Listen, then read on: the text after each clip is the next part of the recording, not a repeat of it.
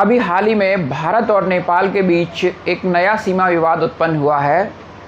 इस सीमा विवाद का मुख्य कारण नेपाल सरकार द्वारा जारी किया गया नेपाल का नया नक्शा है, जिसमें नेपाल ने भारत के क्षेत्र में, भारत की सॉवरेनिटी में आने वाले भूभाग को नेपाल का क्षेत्र बताकर नेपाल के नक्शे में दर्शाया है।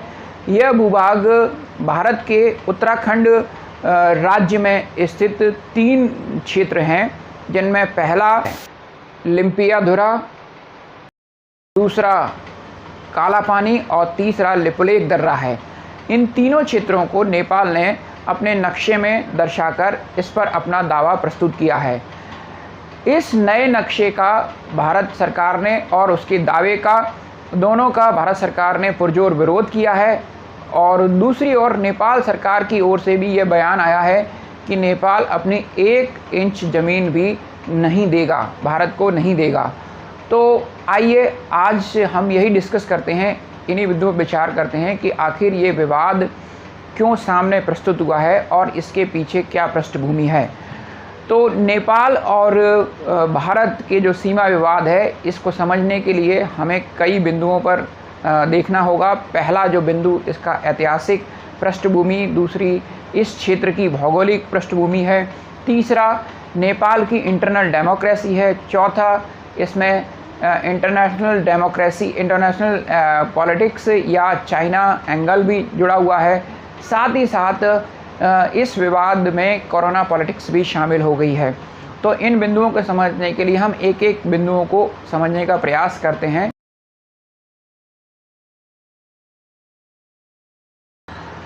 आइए सबसे पहले हम इस विवाद की ऐतिहासिक पृष्ठभूमि को समझते हैं। नेपाल और भारत के बीच प्राचीन काल से प्रगाढ़ संबंध रहे हैं।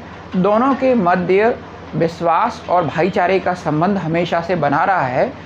कई नेपालवासी भारत में अबाध रूप से अपनी आर्थिक और व्यापारिक गतिविधियों को अंजाम देते हैं।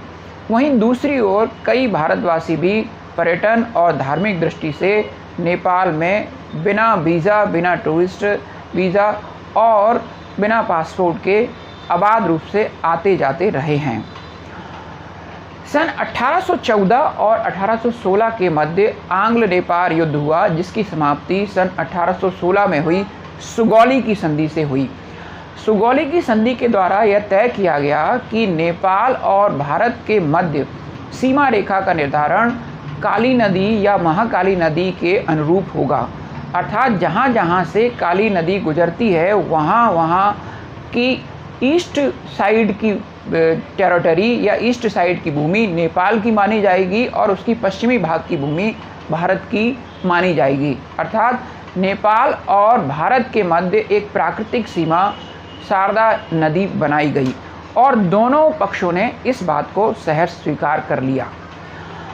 लेकिन समस्या इस बात को लेकर है कि शारदा नदी अपने उद्गम स्थल पर कई सारी उपशाखाओं में विभाजित है। ईस्ट साइड की जो शाखा है वो काला पानी क्षेत्र से होकर गुजरती है, जबकि वेस्ट साइड की जो शाखा है वो लिम्पियाधुरा क्षेत्र से होकर गुजरती है। नेपाल सरकार ने जो अभी वर्तमान में अपना नक्शा प्रस्तुत किया है, उसमें काली नदी का उद्गम स्थल लिम्पियाधुरा क्षेत्र माना है। लेकिन यदि हम ऐतिहासिक पृष्ठभूमि में जाएं, तो ऐतिहासिक पृष्ठभूमि के साक्ष्य इस विवाद पर भारत के दावे को परिपुष्ट बनाते हैं।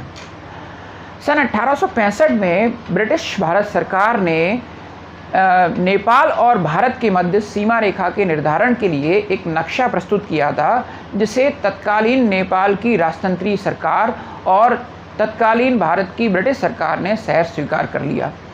इस नक्शे के में स्पष्ट रूप से दर्शाया गया था कि लिपुलेख दर्रा भारत सरकार के अधीन में है। वर्तमान परिस्थितियों को भी अगर हम देखें तो वर्तमान में लिपुलेख, काला पानी और लिम्पियाधुरा क्षेत्र भारतीय क्षेत्र के अंतर्गत हैं। एक दूसरी बात पर अगर गौर करें, एक दूसरे बिंदु पर भी यदि हम गौर करें तो सन 1962 में भारत और चीन के मध्य युद्ध हुआ था। भारत ने नेपाल गवर्नमेंट को कॉन्फिडेंस में लेके अपनी सेनाएं लिपुलेख दर्रे में प्रवेश करवा दी थी। यह बात भी इस क्षेत्र में भारत के दावे को परिपुष्ट करती है। सुगौली की संधि के द्वारा काली नदी या शारदा नदी या महाकाली नदी के पूर्वी भाग का क्षेत्र नेपाल के अधीन माना गया और पश्चिमी भाग का क्षेत्र भारत के अधीन माना गया। लेकिन कई स्थानों पर सुगौली की संधि भारत और नेपाल के बीच सीमा रेखा को स्पष्ट करने में असफल रही और यही कुछ धुंधले बिंदु आज उभर कर सामने आ रहे हैं।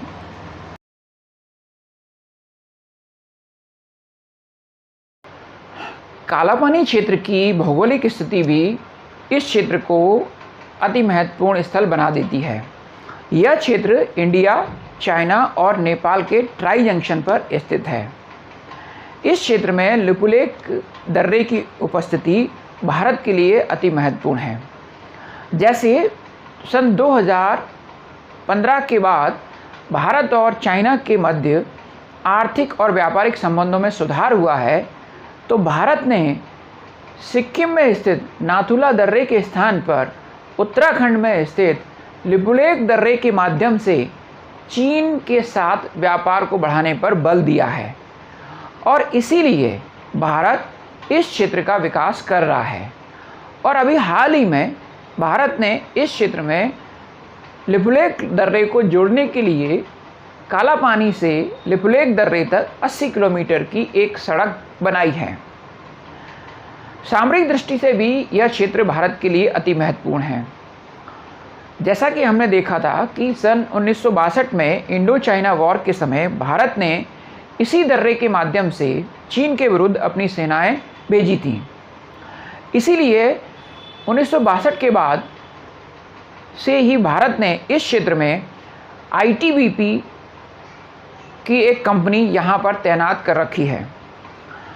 धार्मिक दृष्टि से भी भारत के लिए यह क्षेत्र बहुत महत्वपूर्ण है, क्योंकि चीन में स्थित मानसरोवर जाने के 2 रास्ते हैं। पहला रास्ता, जो पुराना रास्ता है, वो नाथुला दर्रे के माध्यम से सिक्किम से होकर जाता था। वह मार्ग एक तो काफ़ी लंबा मार्ग है, दूसरा उसमें यात्रियों का धन भी अधिक खर्च होता है। लेकिन लिपुलेख दर्रे से मानसरोवर की यात्रा करना बहुत ही आसान है। इसलिए भारत की दृष्टि से यह क्षेत्र बहुत महत्वपूर्ण है। यदि नेपाल की दृष्टि से यह देखें और नेपाल जिस तरह से अपना दावा प्रस्तुत कर रहा है, तो जो लिपुलेख दर्रे की स्थिति या लिपुलेख दर्रे से जो लाभ भारत को प्राप्त होने वाले हैं, वही प्राप्त नेपाल को प्राप्त हो जाएंगे। इसलिए यह क्षेत्र भौगोलिक दृष्टि से भी अति महत्वपूर्ण स्थल है।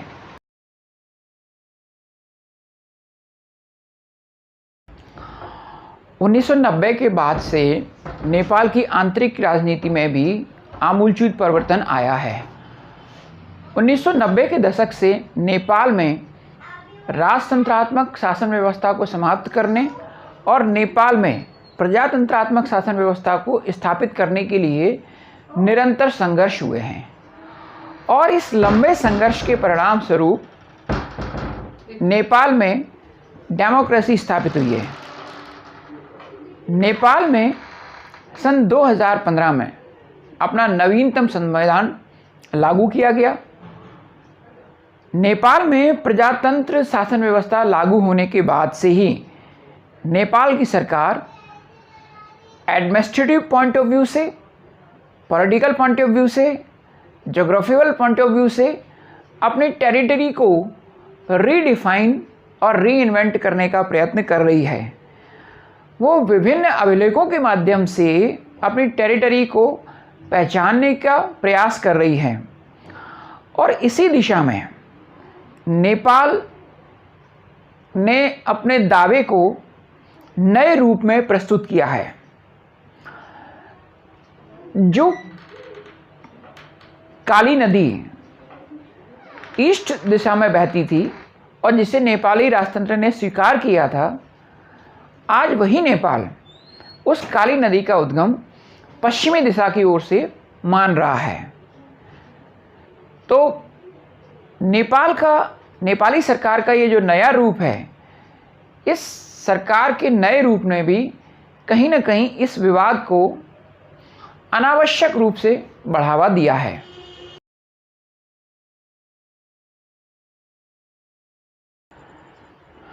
कुछ लोगों का मानना है कि इस विवाद के पीछे कहीं ना कहीं चाइना का नेपाल को सपोर्ट है, और इस मान्यता के पीछे वे निम्नलिखित तर्क देते हैं। नवंबर 2019 से जब से चीनी राष्ट्रपति शी जिनपिंग ने नेपाल की यात्रा की है, तब से नेपाल का भारत के प्रति रवैया सख्त हो गया है। नेपाल में वर्तमान सरकार, जिसके प्रधानमंत्री केपी शर्मा ओली जी हैं, कम्युनिस्ट विचारधारा को मानने वाले हैं। चूँकि इंटरनेशनल सिनेरियो पर चीन कम्युनिस्ट विचारधारा को रिप्रेजेंट करता है, तो ये नेचुरल है कि नेपाली प्रधानमंत्री और नेपाली सरकार का झुकाव भारत की अपेक्षा चीन के प्रति अधिक सॉफ्ट होगा। एक अन्य विचार यह है, चूँकि चीन भारत का पारंपरिक दुश्मन रहा है, तो इंटरनेशनल सिनेरियो पर कहीं ना कहीं चीन भारत को डिफेम करने की कोशिश करेगा। हमारे वर्तमान प्रधानमंत्री मोदी जी के प्रयासों से इंटरनेशनल लेवल पर भारत की जो नई छवि, सशक्त छवि उभर के आ रही है, चीन कहीं न कहीं किन्हीं अनावश्यक मुद्दों के माध्यम से इंटरनेशनल बिरादरी में इंडिया को डिफेम करने की कोशिश करेगा। वो ये बताने की कोशिश करेगा कि दक्षिण एशिया में भारत एक तानाशाही प्रवृत्ति को अपना रहा है और वो छोटे छोटे देशों के भूभागों पर अतिक्रमण करता जा रहा है। तो हम इस संभावना को भी अमान्य नहीं कर सकते।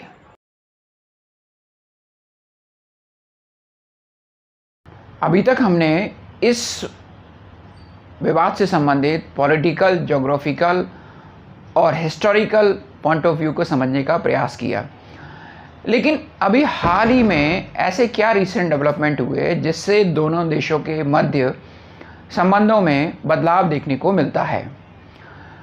तो इस विवाद को सुलझाने के लिए सन 2000 में जब भारत के प्रधानमंत्री अटल बिहारी वाजपेयी थे, तो दोनों देशों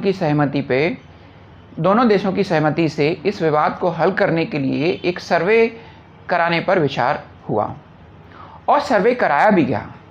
लेकिन नेपाल में उसी समय सरकार में बदलाव हुआ और यह सर्वे अपने परिणाम तक नहीं पहुंच सका। मई 2015 में जब भारत ने चीन से व्यापार के लिए लिपुलेख दर्रे का प्रयोग करना आरंभ किया, तो नेपाल ने दोनों देशों के विरुद्ध अपना विरोध दर्ज कराया। नेपाल का कहना यह था कि चूंकि यह क्षेत्र अभी विवादित है और अंतर्राष्ट्रीय स्तर पर इसका कोई समाधान नहीं हुआ है, इसलिए अंतर्राष्ट्रीय व्यापार के लिए लिपुलेख दर्रे और इस क्षेत्र का उपयोग करना सही नहीं है। भारत में आर्टिकल 370 हटने के बाद सर्वे ऑफ इंडिया ने भारत का एक नया मैप जारी किया, जिसमें इस क्षेत्र को यथावत भारत का हिस्सा बताया। इस समय नेपाल ने पुनः भारत सरकार के समक्ष अपना विरोध दर्ज कराया। भारत और नेपाल की सोशल मीडिया में भी इस मुद्दे को बहुत जोर शोर से उठाया गया है, जहां कई नेपाली अखबारों ने एक्सपोज्ड इंडिया हेडलाइन के साथ इस मुद्दे को दर्शाया है। तो भारत में भी नेपाली गो बैक के नारे लगने लगे हैं। इसी बीच भारत के गृह मंत्री राजनाथ सिंह जी ने 8 मई 2020 को धारचूला से लिपुलेख दर्रे तक 80 किलोमीटर लंबी सड़क बनाने का वीडियो कॉन्फ्रेंसिंग के द्वारा उद्घाटन किया। नेपाल के विदेश मंत्री प्रदीप कुमार ग्यावाली ने इस घटना का विरोध दर्ज कराया है। नेपाली सरकार का मानना यह है कि भारत सरकार को सड़क बनाने के पहले इस मुद्दे पर नेपाल को कॉन्फिडेंस में लेना चाहिए था। नेपाल सरकार यह भी मानती है कि यह क्षेत्र भारत को लीज पर तो दिया जा सकता है, लेकिन यह क्षेत्र वह भारत का मानने को तैयार नहीं है। नेपाल के प्रधानमंत्री केपी शर्मा ओली जी ने बताया कि कई नेपाली भारत से वापस नेपाल लौटे हैं तो अपने साथ कोरोना वायरस लेके आए हैं। उनका कहने का अर्थ यह था कि नेपाल में कोरोना फैलाने के लिए भारत जिम्मेदार है। साथ ही साथ केपी शर्मा ओली ने यह स्टेटमेंट भी दिया कि नेपाल अपनी 1 इंच भूमि भी भारत को नहीं देगा। इसी ड्यूरेशन में भारत के आर्मी चीफ ने 15 मई 2020 को यह स्टेटमेंट जारी किया कि नेपाल ऐसा सब कुछ चीन के सपोर्ट से कर रहा है। नेपाल का भारत के प्रति सख्त रुख कहीं न कहीं चीन के सपोर्ट के कारण है। इन सब विवादों से और इन सब परिस्थितियों के कारण नेपाल और भारत के संबंधों में कुछ हल्की सी खटास देखने को मिल रही है। अब इन विवादों से या इन स्थितियों से क्या परिणाम देखने को मिल सकते हैं? तो पहला तो ये कि अंतर्राष्ट्रीय स्तर पर नेपाल अनावश्यक विवाद को बढ़ावा दे रहा है। दूसरा ये, नेपाल ने जो नया नक्शा जारी किया है तो अब नेपाल की शिक्षण संस्थाओं में नेपाल को नए नक्शे के साथ पढ़ाया जाएगा। तो नेपाल की जो नई जनरेशन है वो यह समझे नेपाल का कुछ भाग भारत ने अवैधानिक रूप से कब्जे में कर रखा है। तो कहीं ना कहीं जो वर्षों से भारत का एक मित्र रहा है उस मित्रता में कुछ दरार उत्पन्न होगी।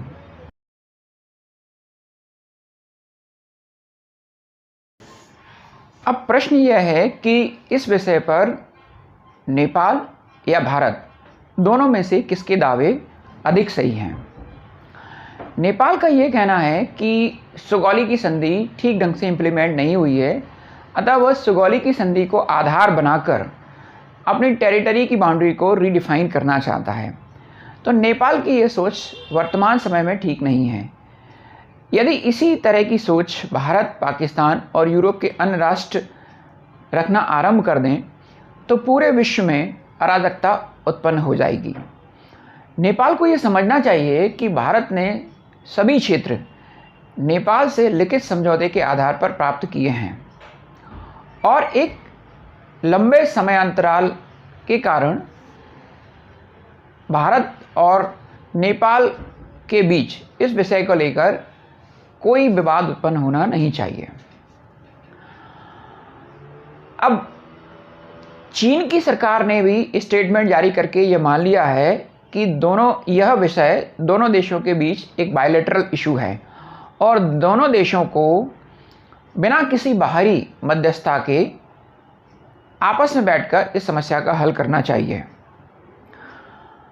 अब भारत सरकार को क्या करना चाहिए? तो भारत सरकार को यह समझना चाहिए कि नेपाल हमारा प्राचीन मित्र है और नेपाल से हमारे धार्मिक, सांस्कृतिक, व्यापारिक और ऐतिहासिक संबंध रहे हैं। तो अतः भारत सरकार को जल्दी ही नेपाल के साथ एक द्विपक्षीय बैठक रखकर नेपाल को कॉन्फिडेंस में लेकर इस समस्या को हल करना चाहिए। दोस्तों, मुझे लगता है कि काला पानी लिपुलेख विवाद पर आपको महत्वपूर्ण जानकारियां प्राप्त हुई होंगी। इस विषय को लेकर यदि आप अधिक जानकारी प्राप्त करते हैं तो आप कमेंट कीजिए, वीडियो को लाइक कीजिए, शेयर कीजिए और मेरे चैनल अजय बतानी क्लासेस को सब्सक्राइब कीजिए। तो वीडियो देखने के लिए धन्यवाद और अधिक जानकारी प्राप्त करने के लिए आप मुझे मैसेज करें, मैं उन टॉपिक्स पर नए वीडियो बनाकर अपलोड करूँगा। Thank you very much.